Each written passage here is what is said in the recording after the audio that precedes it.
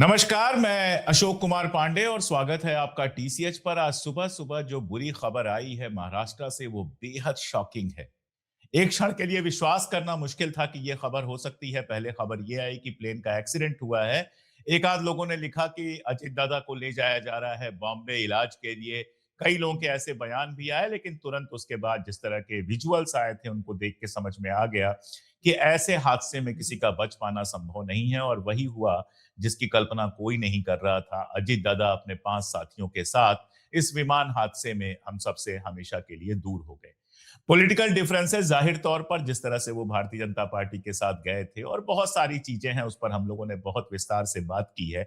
लेकिन आज का दिन एक तो उनको श्रद्धांजलि देने का है, दूसरा ये समझने का है कि उनके महाराष्ट्र के राजनीति के पटल से इस तरह से विदा हो जाने का असर क्या पड़ने वाला है। हमारे साथ महाराष्ट्र की राजनीति को बहुत करीब से और बहुत गौर से जानने वाले हमारे मित्र अशोक वानखेड़े जी हैं। अशोक भाई, स्वागत आपका। नमस्कार। क्या कहूँ मैं, ये तो बिल्कुल दहला देने वाला बिल्कुल हादसा है। मैं आपका लाइव भी अभी देख रहा था थोड़ी देर नहीं, नहीं, पहले। बिल्कुल। आपके चेहरे के जो भाव थे वो समझ में आ रहा था, क्योंकि आप उन लोगों में से हैं जो अजित दादा को पिछले 30-35 साल से लगातार देख रहे थे, बनते हुए उनको देखा था, उनके साथ चाय पी थी, उनके साथ बैठे थे। तो व्यक्तिगत लॉस एक तरह से आपका है। मैं थोड़ा-सा समझना चाह रहा हूँ बिना किसी बहुत सवाल के। अशोक जी, बहुत कम लोग होते हैं कि जो मनभेद और मतभेद को अलग-अलग रखते हैं। वैचारिक एक पत्रकार होने के नाते हम किसी भी राजनीतिक दल से दोस्ती भी नहीं होती, दुश्मनी भी नहीं होती। तो कुछ गलत होता है तो बाकायदा उसके ऊपर आरोप, दादा के किसी वक्तव्य पे यदि हमने उसको बहुत क्रिटिसाइज़ किया, दादा की किसी बात पे बहुत क्रिटिसाइज़ किया, तो उसके बाद खासकर 2014 के बाद इस देश में जो बदलाव आया है, कि आप किसी को सवाल भी पूछो तो वो आपके खून का प्यासा हो जाता है, आप उसका दुश्मन बन जाता है। ऐसे इतने दूषित वातावरण में एक टिमटिमाता दिया ज़रूर था अजित पवार, कि आप उनको क्रिटिसाइज़ भी करो, आप उनको सवाल भी पूछो, 10 चीज़ करने के बाद भी कभी उन्होंने ये नहीं कहा होगा कि आपने मेरे खिलाफ क्यों ऐसा बोला। वो हमेशा आपकी अच्छी स्टोरी को याद करके कहते थे, "अरे अशोक, वो बहुत बढ़िया बोला उस दिन तुमने, मज़ा आ गया। क्या बहुत बढ़िया फैक्ट्स थे वो।" ये बात हँसते हुए मिलना, ये करना। और जब भी मेरी मुलाकात हुई, निकलने के पहले एक बात ज़रूर, सब होने के बाद कंधे पे हाथ रख के कहते थे, "सुनो, बड़ा भाई होने के नाते" मराठी में बोलते थे, "हे पहा, दादा नाही, तुझा मोठा भाऊ म्हणून सांगतोय. तब्येतीला जप, थोडं वजन कमी कर. तुझी ज़रूरत है, कि तू बड़ा भाई दादा" मराठी में दादा, बड़े भाई को दादा बोलते हैं। बोले, "वो दादा नहीं, वैसा भी तेरा बड़ा भाई होने के नाते मैं बोल रहा हूँ, अपनी प्रकृति का ख्याल रख, वज़न कम कर, तेरी ज़रूरत है।" ये बोल के एक अभिभावक की तरह से आपको एडवाइस देके जाते थे। कभी भी एक बहुत कम नेता मैंने राजनीति में देखे अशोक जी, खासकर महाराष्ट्र की राजनीति की बात करूँ, जो जिसके पेट के अंदर है वही ओठों के अंदर आता था। कोई बोलने के लिए बात अलग और सोचने की बात अलग, ये कभी नहीं रहा। एक थे बाला साहेब ठाकरे, जो मन में है वो बोल देते थे, वो कोई तमा नहीं करते थे कि आपको बुरा लगे, अच्छा लगे। और दूसरे व्यक्ति थे अजित पवार, जो मन में है वो बोल देते थे, चाहे बुरा लगे, चाहे अच्छा लगे। कोई काम होना हो तो हो जाएगा, नहीं होना हो तो नहीं होगा। ना कहना 2 मिनट में उनको आता था। वो कभी चक्कर नहीं कटवाते थे अपने कारों का, अरे वो अधिकारी ऐसा है वैसा। किसी पे बिल नहीं फाड़ते थे। यदि नहीं हो पाया तो वो खुद कहते थे कि यार मैंने नहीं करने दिया क्योंकि ये वो ऐसा था।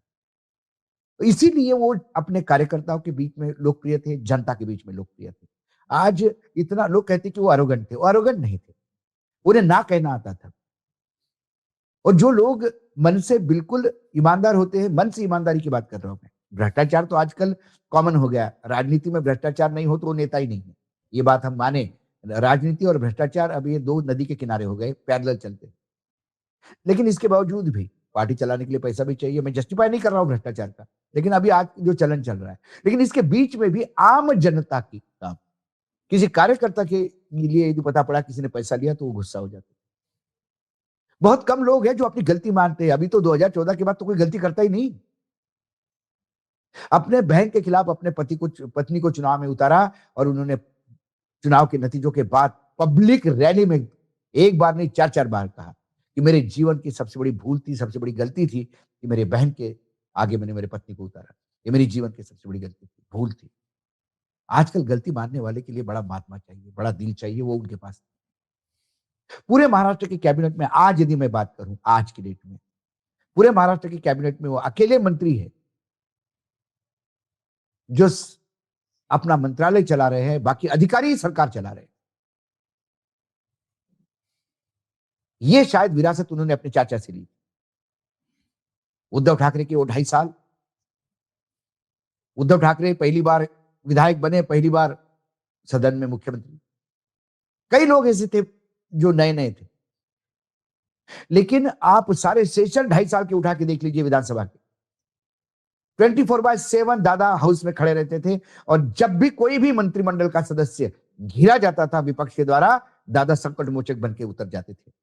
हर मंत्रालय का जवाब वो देते थे, हर मंत्रालय को स्टडी करके बैठे होते थे, क्योंकि उनको मालूम था कि मेरी सरकार में, विधानसभा में सामने बीजेपी और ऐसे दिग्गज लोग हैं जो बिल्कुल घोट के पी लेंगे। लेकिन फिर चाहे आदित्य ठाकरे फंस गए हो या कोई भी फंस गया हो, दादा तुरंत हाउस में खड़े होके बात, जब दादा खड़े होते थे तो बाकी लोग चुप होते थे, क्योंकि सबको मालूम था कि दादा के पास सब जन्म कुंडली है। लगातार 6 बार डिप्टी चीफ मिनिस्टर, मतलब हास्यास्पद है कि 80 घंटे के लिए एक बार सरकार बनी थी महाराष्ट्र में, उसमें भी उप मुख्यमंत्री वो थे। वो निरंतरता कभी टूटी नहीं। उप मुख्यमंत्री अकेला आदमी।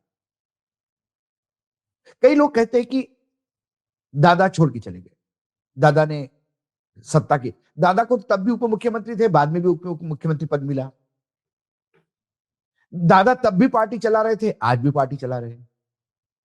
क्या मजबूरी थी दादा को कि शरद पवार को छोड़ के जाना पड़ा? क्योंकि आज वो नहीं है तो कुछ व्यक्तिगत बातें हैं, मुझे लगता है कि आज कि उनसे कम उस दिवंगत आत्मा के साथ ईमानदारी होनी चाहिए। बहुत ही एक व्यक्तिगत मुलाकात में मैंने कहा कि दादा असं का केलं? तब उन्होंने इतनी बात मुझे कही कि मेरे 1400 करोड़ रुपए की प्रॉपर्टी अटैच करने के बाद भी मैं डटा रहा। लेकिन जब बच्चों पे आती है तो फिर हिम्मत टूटती है। शायद ईडी का दायरा उनके बच्चों तक पहुंच गया था। उन्हें लग रहा था मैं तो बाहर रहूंगा और मेरे बच्चे जेल में रहेंगे तो मैं क्या करूंगा। और इसके चलते 1400 करोड़ रुपए का एसेट फ्रीज होने के बाद भी जो कमलाबाई कमलाबाई करके मजाक उड़ाते थे बीजेपी का, वो कमल थाम के बैठ गए। वो मन से कभी बीजेपी के साथ नहीं रहे। ये बात आप पूरा उनका जब से वो बीजेपी ज्वाइन कर लिए तब से आप देखिए। एक फैक्ट है अशोक भाई कि इकलौते महाराष्ट्र के मंत्री हैं जो कभी आरएसएस के मुख्यालय में नहीं गए, और जिनको नहीं पता उनको बता दूं कि नागपुर में ही है मुख्यालय। और साल ये में एक सच बार है। नागपुर जाना, और साल में एक बार नागपुर जाना ही होता है, हाँ। क्योंकि एक विधानसभा का सत्र नागपुर में लगता है। लेकिन नहीं गए अजित पवार। अजित पवार कभी भी मन से बीजेपी के साथ हो ही नहीं पाए। उनकी वो तासीर ही नहीं थी कड़वे हिंदुत्व की। आपको याद होगा कि जो बीजेपी के साथ सरकार में रहते हुए भी उन्होंने कई पॉलिसीज को अपोज किया, और खासकर मुस्लिमों के प्रति जब भी कुछ होता था तो वो आवाज लगाते थे। उन्होंने कभी अपनी तासीर नहीं छोड़ी। लेकिन आज महाराष्ट्र में एक और खासियत थी कि महाराष्ट्र कभी दिल्ली का मोहताज नहीं रहा। अब कुछ दर्शक कहते कि अरे जब कांग्रेस की सरकार थी तब क्या होता था? ना, कांग्रेस की सरकार में भी महाराष्ट्र ने यशवंतराव चव्हाण, शंकरराव चव्हाण, वसंतदादा पाटिल जैसे दिग्गज दिए थे शरद पवार, कि जो दिल्ली को भी बताते थे कि ये महाराष्ट्र है, थोड़ा इसमें इंटरफेयर कम करिए।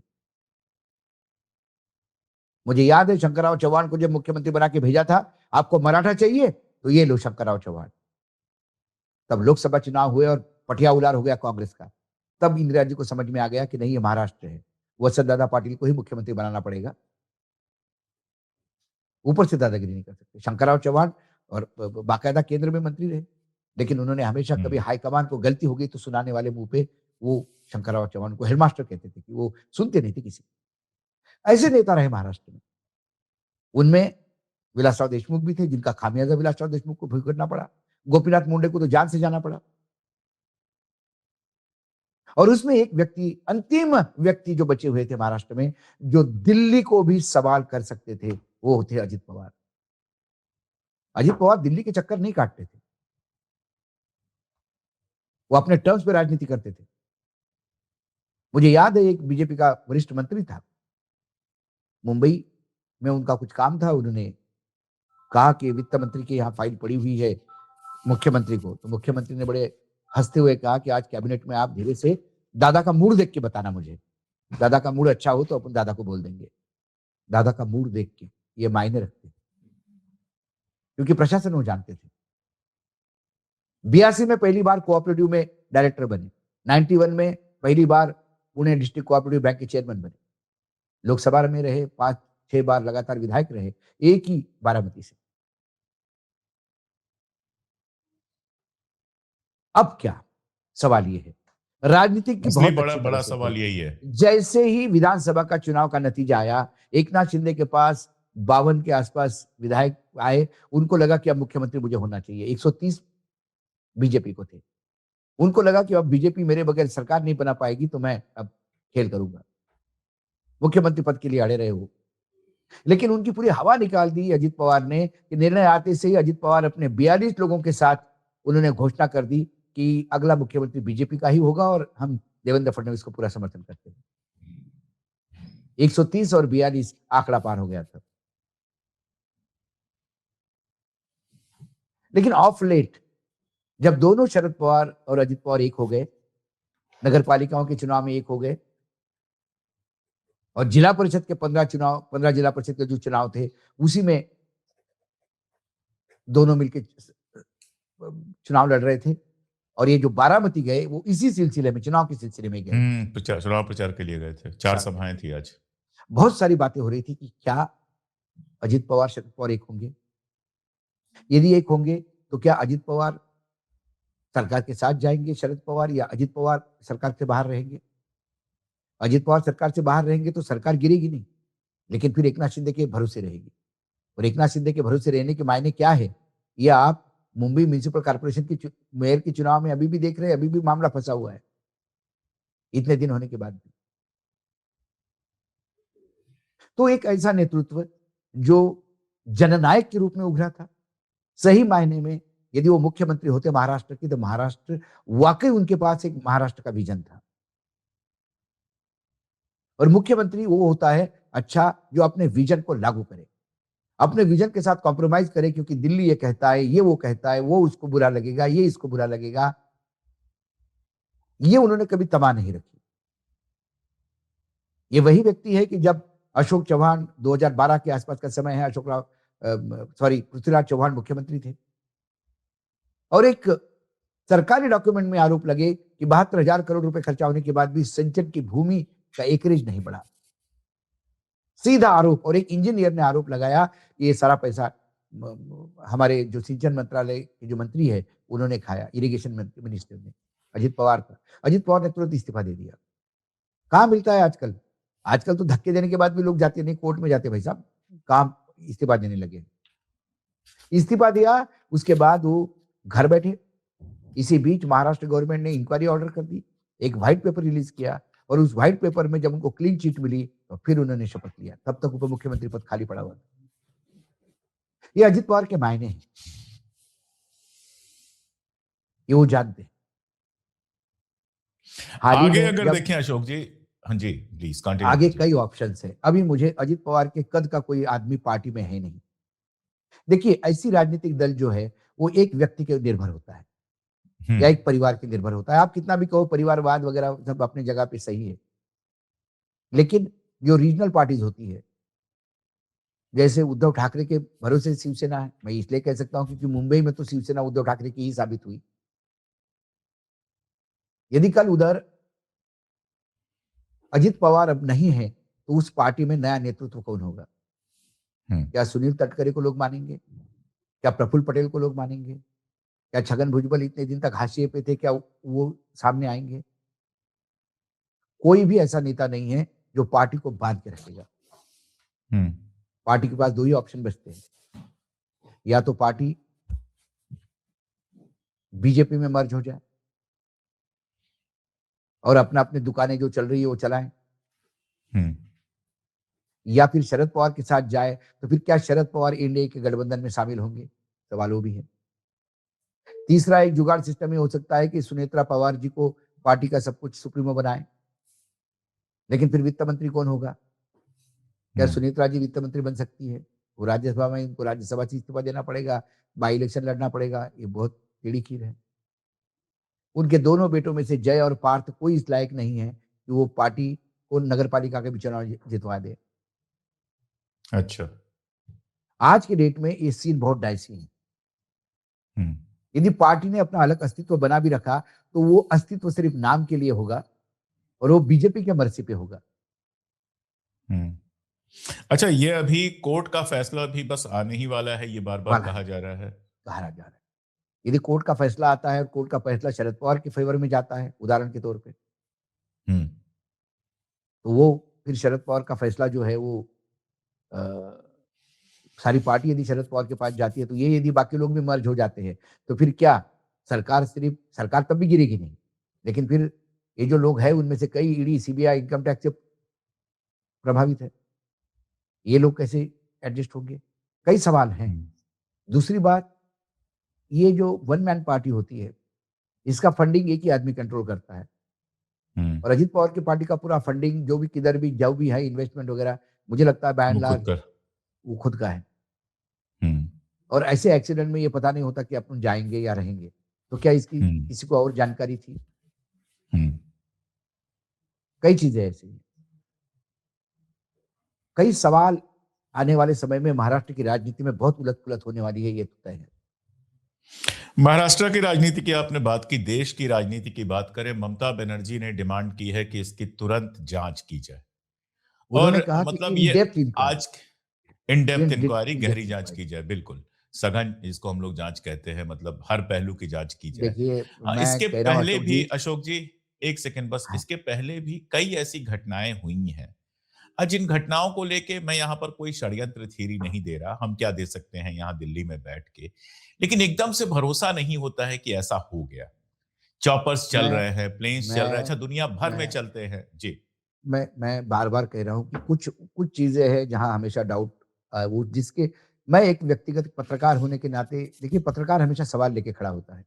जी। मैं आज भी गोपीनाथ मुंडे की मृत्यु हत्या ही मानता हूँ। ये बाकी इन्वेस्टिगेशन एजेंसीज़ का काम है ये कहना। लोया को लेके आज भी सवाल खड़े हैं क्योंकि जो किताबें लिखी है उसमें उसके या कैरवान ने उठाए हुए जवाब सवालों के जवाब किसी के पास नहीं है। निरंजन टाकले नि वाली किताब, बिल्कुल। निरंजन टाकले वाली किताब में यदि सवाल उठे और उसके जवाब किसी के पास नहीं है, तो मेरे पास एक रैशनल जगह है ये सोचने की कि कुछ गड़बड़ है। हमारे सीडीएस एक चॉपर में मारे गए, बिल्कुल। वो भी आज भी मेरे लिए चाहे कोर्ट ऑफ इंक्वायरी वगैरह का देखिए एक मैं एक सामान्य एक पत्रकार हूँ। मेरे लिए उस चॉपर्स के पूरे विश्व में कितने हादसे हुए, वो कितना फुल प्रूफ था, पायलट कैसे थे, ये सब होने के बाद कैसा होगा, ये मेरे लिए सवाल है। जब हादसा हुआ अहमदाबाद का, तब भी सवाल उठे। सवाल उठते हैं क्योंकि जब जाने वाले व्यक्ति को वजह से किसी को फायदा या नुकसान होगा, तो फिर थेरियाँ चलती हैं, काम करती हैं। तो ये तमाम ये अब सिर्फ भारत में नहीं, विदेशों में भी जो अमेरिका के राष्ट्राध्यक्ष की जब हत्या हुई, उनके ऊपर सवाल उठे हैं और उस सवालों के घेरे में फिर इंक्वायरीज़ भी हुई है। कैनेडी वाली हत्या जब हुई थी, जॉन एफ केनेडी कैनेडी वाली की। हत्या को लेके आज भी उसके ऊपर बिल्कुल। सवाल उठे बिल्कुल, हुए हैं। इज़राइल का रोल, बहुत सारे लोग आज भी कहते हाँ, हैं कि मोसाद ने करवाया था, इज़राइल का रोल हाँ। है, बिल्कुल। तो सवाल ये है, मैं ये नहीं कहता हूँ कि हमारे यहाँ मोसाद ऑपरेट कर रहा है, ये तो मैं नहीं कहूँगा। लेकिन जी। अजित पवार का ऐसा जाना ऑल ऑफ अ सडन ये मुझे भी ये नहीं होता, सही नहीं डाइजेस्ट नहीं लगता, होता है। डाइजेस्ट बिल्कुल। नहीं होता। क्योंकि वो अकेला एक नेता था। मैंने कहा ना, महाराष्ट्र की परंपरा है, वो दिल्ली को छत्रपति शिवाजी महाराज के समय से दिल्ली को आका नहीं मानते। दिल्ली के साथ दे सकते हैं। लेकिन अब अजित पवार के जाने के बाद और शरद पवार बिल्कुल वृद्धावस्था में पहुंचने के बाद हुँ। और उद्धव ठाकरे शक्तिहीन होने के बाद, और यहाँ ये अब कहने में महाराष्ट्र कोई में दिक्कत है भी नहीं है कौन? अशोक जी, महाराष्ट्र ये में भी है कहने में कौन कोई, जो दिल्ली को आंख मैं वही दिखाए? मैं वही कह रहा हूँ कि बीजेपी में शरद तो पवार की जो बीजेपी में वो बेटियाँ सब भी सब हैं, हाँ, श ना वो भी मतलब ना वो वाला उनके पास स्टेचर नहीं है स्ट्रेचर नहीं है, वो सीरियसनेस नहीं है, दूसरी बात, और पिता की परछाई से निकल नहीं पाई हैं। निकल नहीं पाई। अपने चाचा के परछाई से ज़रूर बाहर निकले थे अजित पवार, हुँ, बिल्कुल। बिल्कुल निकले थे। लेकिन एक मज़ेदार बात करूँ अशोक जी, कभी-कभी कुछ चीज़ें एकदम से याद आती हैं। जब अजित पवार जी छोड़कर गए थे शरद पवार जी को, उसके तुरंत बाद पुणे मेरा जाना हुआ था। और पुणे में वो गाड़ी कैरकेड उनका आने वाला था, कोई रैली होने वाली थी पुणे के आसपास। मैं पुणे के आगे जा रहा था, एक मित्र का रेस्ट हाउस है वहां पर रुकने के लिए। पूरे रास्ते बड़े-बड़े पोस्टर लगे थे। ये तो था ही कि बड़े-बड़े जितने फाइनेंसर थे सब उनके पास चले गए, तो पैसे की कोई कमी उनके पास नहीं थी। लेकिन अशोक भाई, एक पोस्टर ऐसा नहीं दिखा था जिसमें अजित पवार की फोटो शरद पवार से छोटी हो। सारे पोस्टर्स में शरद पवार की फोटो बड़ी थी, जबकि उनसे अलग हुए थे, और अजित पवार की फोटो छोटी थी। तो मेरे साथ एक मराठी मित्र थे, पुणे के ही, उनसे मैंने पूछा, तो बोले ये दिल्ली में बैठ के समझ में नहीं आएगा। तो आपको तो महाराष्ट्र में बैठ के समझ में आता नहीं, है, नहीं, तो बिल्कुल, आज से बिल्कुल। अच्छी बात क्या एक होगी बात जो तो एक कर दी बात जाए। एक बात तो जब तय हुई, मैं वो ये भी एक व्यक्तिगत मेरा अनुभव मैं बता रहा हूँ, कि जब छगन भुजबल उप मुख्यमंत्री थे और कहीं न कहीं अजित पवार को ये लगता था कि एक समय ऐसा भी था महाराष्ट्र की राजनीति में कि राष्ट्रवादी कांग्रेस के विधायक ज़्यादा थे और कांग्रेस के कम थे। हुँ, उस अनुशंसा से मुख्यमंत्री पद शरद पवार को मिलना चाहिए था, शरद पवार की पार्टी को मिलना चाहिए था। हुँ, लेकिन शरद पवार जी ने कॉम्प्रोमाइज़ किया, कांग्रेस को मुख्यमंत्री पद दे दिया। उस समय कहीं न कहीं अजित पवार को ये लगने लगा था कि मैं मुख्यमंत्री बन सकता था, चाचा ने नहीं बनने दिया। हुँ, क्या एक दूसरा बड़ा पावर सेंटर, और वो जो चेंज ओवर था, वो जो मन में खटास पैदा हुई थी, वो इस लेवल पे पहुँच गई थी कि फिर वो उप मुख्यमंत्री बनना चाहते थे और छगन भुजबल उप मुख्यमंत्री थे। शरद पवार शायद चेंज करने के तय मूड में नहीं थे। तब सुनील तटकरे दिल्ली आए और 2 टूक बात उन्होंने कही कि यदि मुख्यमंत्री नहीं बनेंगे तो शायद पार्टी टूट जाएगी। हुँ, शरद पवार जी ने मामले को भांप लिया। उनको समझ में आ गया था कि पार्टी उनके हाथ में नहीं है। सब कुछ अजित पवार हो गया है। उन्होंने प्रफुल्ल पटेल को कहा था कि जाइए आप और ये अजित पवार से इस्तीफा लेकर, मतलब छगन भुजबल से इस्तीफा लेकर अजित पवार को उप मुख्यमंत्री घोषित कर। जो एग्रेसिव छवि थी छगन भुजबल की, उससे प्रफुल्ल पटेल डर गए। हुँ, फिर जब उनकी हिम्मत नहीं हो रही थी तो शरद पवार जी ने दूसरे जनरल सेक्रेटरी थे उनके चचा, उनको भेजा, त्रिपाठी, डीपीटी, हुँ, डीपी त्रिपाठी। डीपीटी। ये डीपी त्रिपाठी ने सुनाया हुआ किस्सा है मुझे। हुँ, तो डीपीटी को जब शरद जी ने बोला कि आप जाइए, प्रफुल्ल जी की हिम्मत नहीं हो रही, आप साथ जाइए, तो ये गए। तो जब छगन भुजबल को मिलना था तो वो तो गायब ही हो गए प्रफुल्ल पटेल। डीपीटी गए तो डीपीटी को वो अंकल कहते थे, छगन भुजबल बोले, "अंकल क्या करना है?"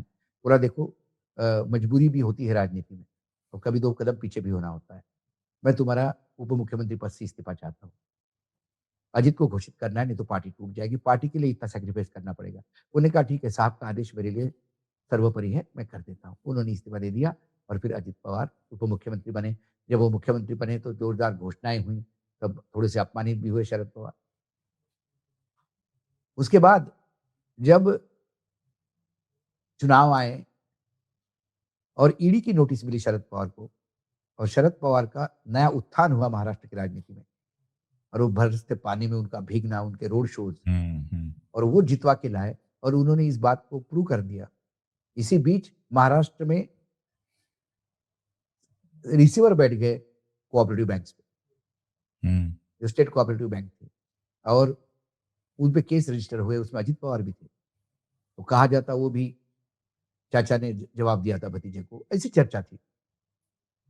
कुल मिलाकर फिर शरद पवार जी उभर के आए, उन्होंने अपने बलबूते पे वापस विधायक लाए महाराष्ट्र में, फिर उद्धव ठाकरे के साथ सरकार बनाई, वो सारा इतिहास अब लोग जानते हैं। तो ये हुँ, लव हेट का मामला चलता था, लेकिन परिवार एक था। परिवार में इतनी खटास नहीं थी। लेकिन जब सुप्रिया के खिलाफ जब उतारा गया सुनेत्रा भाभी को, तब कहीं न कहीं वो खटास सामने आई और वो कहते हैं कि मेरा दुर्भाग्य है कि मेरी जब आखिरी मुलाकात जब उनसे हुई थी, तब मैंने कहा था की "दादा मैं पॉडकास्ट सुरू करणार हूँ." "अच्छा, अच्छा, अच्छा, अच्छा. Very good, very good. कधी करतोयस?" म्हटलं, "लवकरच करतोय. तुम्हाला बसावं लागणार आहे." "हो, हो. 100%." बोले, "बिल्कुल 100% बैठूंगा." तो मैंने बोला, बोलना भी पडेगा." म्हटलं, "बोलावं पण लागेल बऱ्याच गोष्टी." तो बोले, "हाँ, अशोक तुझ्यासाठी बोलेल. मैं बात करूँगा." फिर उन्होंने कहा कि अपन टाइप करेंगे। फिर बीच में मेरी एक बार फ़ोन पे बात हुई तो उन्होंने कहा कि "ज़रा चुनाव खत्म होने देना, तो आराम से बैठेंगे।" अब महाराष्ट्र में चुनाव भी हुँ, ऐसे हुए, बताओ, वन नेशन वन इलेक्शन की बात करने वाले, ये स्थानिक निकाय के चुनाव इकट्ठा नहीं कर पाए। पहले नगर पालिका के हो गए, फिर महानगर पालिका के हो गए, अब 15 जिला परिषद के फिर हैं। पंचायत उसके के बाद बाकी होंगे। फिर बाकी जिला परिषद के, तो मैंने लगा ये मार्च के फर्स्ट वीक तक था। तो मैंने चलो सोचा कि मार्च के सेकंड वीक तक दादा से बात करके ये कहेंगे। बहुत रीज़नेबल इंसान थे। कभी यदि उनको कोई बात समझ में आ जाए, तो फिर वो बिल्कुल डट के उसके साथ लगे रहते थे। मुझे याद है कि सैनिक स्कूल, क्योंकि मैं स्कूल का स्टूडेंट हूँ, तो उसकी बात करना बहुत ज़रूरी हो गया है। थोड़ा आउट ऑफ एज आएगा, लेकिन सैनिक स्कूल की संकल्पना जो था, ये थी जब यशवंतराव चौहान जब डिफेंस मिनिस्टर थे, तब उन्होंने रक्षा मंत्री के होते हुए उन्होंने सैनिक स्कूल के बारे में सोचा कि और सैनिक, क्योंकि एनडीए का नेशनल डिफेंस एकेडमी स्थापित हो गई थी, तो उस एनडीए में हुँ, भेजने के लिए ग्रामीण क्षेत्र के लोग कैसे जाएँगे, गरीब लोग, उनको तो एनडीए पता हुँ, नहीं। तो उस एनडीए के लिए लोग तैयार करने के लिए सैनिक स्कूल की परिकल्पना की गई और पूरे देश में पहले 4 सैनिक स्कूल खोले गए, उसके बाद 16 और फिर 28 ऐसा हुआ। तो जो पहले 4 खुले थे उसमें एक सतारा था। 17 सैनिक हुँ, स्कूल जो हमारा था 100 एकड़ में था सर, और ये पुराने British cantonment area type area था, उसमें था। बैरक्स मतलब सेकंड वर्ल्ड वॉर की बैरक्स थी उसमें, अभी भी, जिसमें मैं भी, और कुछ नई बिल्डिंगें बनी थी स्कूल के हिसाब से। फिर उसके बाद अब वो बिल्डिंगें भी राम बोलना शुरू कर दी थी, क्योंकि इंफ्रास्ट्रक्चर है, कितने साल रहेगा। अब केंद्र सरकार के पास इतना पैसा नहीं कि सारे सैनिक स्कूल की पूरी बिल्डिंगें रिनोवेट करे। तो हमारा जो एलुमनी है, उनकी एक डेलीगेशन अजित पवार जी से मिला और उन्होंने बताया कि सैनिक स्कूल अपने महाराष्ट्र का है दादा। गरीब किसानों के बच्चे वहाँ पढ़ते हैं, कई जो आर्मी में मेजर जनरल बने हैं अपने गाँव के लोग, तो वो सैनिक स्कूल की वजह से हुआ है। बोला काय करायचं दादा? क्या करना है बताओ? दादा पैसा चाहिए ये पूरा इंफ्रास्ट्रक्चर बनाने के लिए। बोला कितना लगेगा? दादा इतना, मतलब 250-300 करोड़। बोले 350 करोड़ रुपए लो। और 350 करोड़ रुपए से ज़्यादा पैसा उन्होंने बाकायदा बजट में अलॉट कर दिया, पैसा मिल गया और आज पूरा सैनिक स्कूल नए कलेवर में बन रहा है, पूरा का पूरा। सारा इंफ्रास्ट्रक्चर नया बन रहा है, क्योंकि अब सैनिक स्कूल में लड़कियाँ भी आना हो गई, तो उनके भी अलग हॉस्टल बन रहे हैं। नए हुँ, ओलंपिक स्टाइल का स्विमिंग पूल, फायरिंग रेंज, सारा पूरा नया बन रहा है। सिर्फ एक हमारा नेहरू हाउस जो है, उसको मॉन्यूमेंट की तरह वैसा के वैसा रखा गया, उसको डिसमेंटल नहीं किया गया, ताकि ये विरासत में बनी रहे कि ये हमारी पुरानी सैनिक स्कूल। ये सोच है उस आदमी का। हाँ, कई बार बोल देते थे कि ये हाँ तो हाँ, ना तो ना। वो अपने वर्कर्स को भी डाँटते थे कि ये क्या करते हो? कैसे नारे लगा रहे हो तुम? फालतू की, चुप रहो। ऐसी कई बातें थी, हज़ार जवाबी बहुत थे कि एक पारिवारिक ऐसा ही प्रोग्राम चल रहा था। मतलब एक फंक्शन ही था कॉलेज, एक एजुकेशन इंस्टीट्यूट का सांगली में। तो वहाँ पे उन्होंने कुछ अनाउंसमेंट कर दिया कि ये फंड इसको दे देंगे वगैरह। तो रोहित पवार खड़े थे, अब रोहित पवार शरद पवार के साथ गए। रोहित पवार, अजित पवार आमने-सामने कई बार एक-दूसरे को आरोप लगाते हैं। ये भी रिलेशन में ही है। मतलब वो चाचा लगते हैं अजित पवार, रोहित पवार। तो रोहित पवार ने कहा कि वित्त मंत्री कभी-कभी हम पे भी ध्यान दे। दूसरी तरफ शायद सिस्टर और उसका परिवार था, बोले उधर ही हमको भी ध्यान दे। तो अजित पवार ने अपने भाषण में कहा कि अरे रोहित, मैं ध्यान नहीं देता तो बेचारा जीत भी नहीं जाता। तो जीत ही पाया विधानसभा इसलिए कि मैंने ध्यान दिया। तो उधार नहीं रखते थे, बड़ा क्लियर कट। तो कभी पत्रकारों को दादा का डर नहीं लगा। आप दादा के हुँ, खिलाफ बोलने के बाद भी दादा के सामने जाओ, तो दादा आपको ये नहीं कहेगा कि अरे क्या बोल रहा था? ना, कभी नहीं। नहीं तो अभी महाराष्ट्र में तो इतना बवाल है, अरे बाप रे बाप! आप किसी के पूरे बारे में देश कुछ में। बोल दो, अरे वो पूरे देश में साहब, वो तो ऐसा दिखता है जैसा खा खा लेगा आपको। बिल्कुल। तो ये बहुत सारी चीज़ें हैं। हाँ, एक महाराष्ट्र का नुकसान गया। महाराष्ट्र में अब कोई ऐसा नेता बचा नहीं है। अब हमारे यहाँ पिग्मीज़ है जो सीधा दिल्ली के आगे नतमस्तक होंगे। छत्रपति शिवाजी महाराज की विरासत वाले एक आदमी थे जो आँख दिखा सकते थे दिल्ली को और अपने टर्म्स पे काम करते थे। अपने टर्म्स पे नहीं, अब दिल्ली के टर्म्स पे महाराष्ट्र काम करेगा, ये भी लगता है। एक जननायक गया, एक लोगों के बीच का एक एक मैं उनके एक विरोधक से बात की। सुबह-सुबह मैंने जब ये खबर आई तो मैंने तुरंत कन्फर्म करने के लिए, जो अजित पवार और शरद पवार एक साथ थे तो साथ में थे पार्टी में, वो शरद पवार के साथ है। लेकिन अजित पवार की उनकी कभी नहीं पटी, कई कारणों से। वो जो उनके साथ बैठे तो वो अजित पवार के बारे में बोलते रहते थे। जब मैंने उनको फ़ोन करा सुबह, तो मेरा फ़ोन, मैंने बोला क्या हुआ? तो इतना ही मैंने बोला कि मैंने कुछ सुना है। वो फूट-फूट के रोने लगा। अनिल देशमुख की बात तो नहीं कर रहे आप? नहीं, अनिल देशमुख की नहीं, दूसरा एक था। अभी पुणे का देशमुख जी हाँ, का भी वीडियो मैं देख रहा था, वो वीडियो कोई देखा था, रिएक्शन हाँ। देने की जगह उस लगातार रोए जा रहे जगह थे बस। रोए जाते क्योंकि क्या है अपने विरोधकों के भी आंखों में पानी लाना ये उस इंसान की महानता बताती है कि आपके विरोधी भी रोए भले ही आपका विरोध हो सकता है लेकिन एक इंसान के तौर पे हर आदमी उसके सामने नतमस्तक था दादा गए एक बहुत बड़ी वैक्यूम लेके चले गए और महाराष्ट्र की राजनीति में एक बड़ा चैलेंज खड़ा करके चले गए ये आने वाले 10-15 दिनों में मतलब मुझे लगता है 13वीं के बाद ये बादल छटने शुरू हो जाएंगे लेकिन ये एडवांटेज बीजेपी है अब भाजपा के लिए अब कोई ऐसा व्यक्ति नहीं रहा जिसे भाजपा सोचती कि इससे बोले कैसे अब तो एक डंडे से सबको हाका जाएगा महाराष्ट्र में मुझे लगता है कि बहुत लंबी बातचीत का कोई अर्थ आज नहीं है। आगे जैसे जैसे चीजें होंगी हम फिर से अशोक भाई को बुलाकर, राजू भाई को बुलाकर महाराष्ट्र को समझने की कोशिश करेंगे। और देखिए हम लोगों ने इन्हीं शोज पर, मैंने और अशोक भाई ने अजित दा के लिए, जब वो बहुत गए, जिस सही तरह से करप्शन के केस में फंसे, बहुत तीखा बोला है, जबरदस्त बोला है। और ऐसा नहीं कि हमारा दिल बदल गया, ऐसा नहीं कि हमें वो शिकायतें नहीं है, वो सारी शिकायतें आज भी हैं। आज भी अजित पवार को मैं याद करूंगा तो साथ में ये भी याद करूंगा कि महाराष्ट्र में भारतीय जनता पार्टी को एक परमानेंट ताकत देने का काम उन्होंने किया, और इस रूप उन्होंने में किया जाहिर तौर पर मेरे वैचारिक नहीं विरोधी कई वो रहेंगे, बहत्तर लेकिन हजार करोड़ के घोटाले से मैं मुक्त नहीं हाँ, करवा रहा बिल्कुल, हूं उनको मैं किसी बिल्कुल, घोटाले से मैंने कहा मैं किसी भ्रष्टाचार के आरोप से नहीं बिल्कुल, बिल्कुल। और उन्होंने एक बार कह दिया था कि डैम में पानी नहीं तो मैं सुसु कर दूंगा क्या उस घनघोर उसके लिए मैं लगातार बोलता हाँ, हाँ, रहा उन्होंने अपनी पत्नी को अपने भाई के खिलाफ खड़ा किया तब मैं बोलता रहा अभी भी आपने हमारा कहा। हम अलग टाइप अशोक जी हम और आप अलग टाइप के हैं हमारा तो कबीरा खड़ा वही, बाजार लेकिन में आज जब वो सबकी नहीं मांगे है, खैर ना किसी बिल्कुल, की दोस्ती ना किसी से बैर ना काहू से बैर।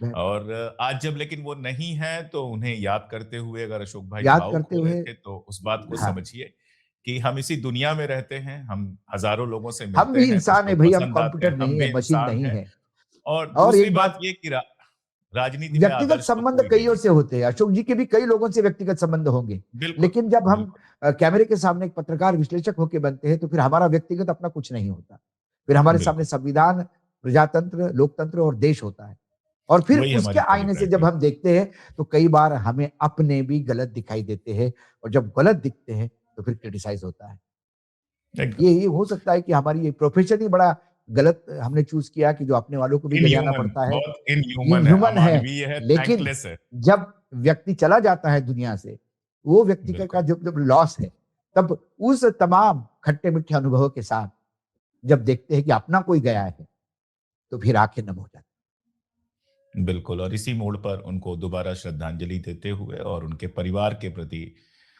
संपूर्ण जितनी सहानुभूति हो सकती है, उतनी सहानुभूति के साथ उनकी पत्नी, उनका परिवार इस समय बेहद टूटा हुआ होगा, बिखरा हुआ होगा। उनको शक्ति मिले, वो अपनी ताकत के साथ खड़े हों। और एक बात मैं अशोक जी बिल्कुल कहना चाहूँगा, चाहे जो आरोप कोई लगाए, कि कम से कम इस हादसे की एक ढंग से न्यायिक जाँच हो, न्याय की जांच निष्पक्ष होनी जाँच चाहिए हो। हमें पता चले कि क्या ऐसे लोग चॉपर चला रहे हैं जो चॉपर चलाने लायक नहीं है? क्या ऐसे चॉपर्स यूज किए जा रहे हैं जिनको डिस्कार्ड किया कर दिया जाना चाहिए?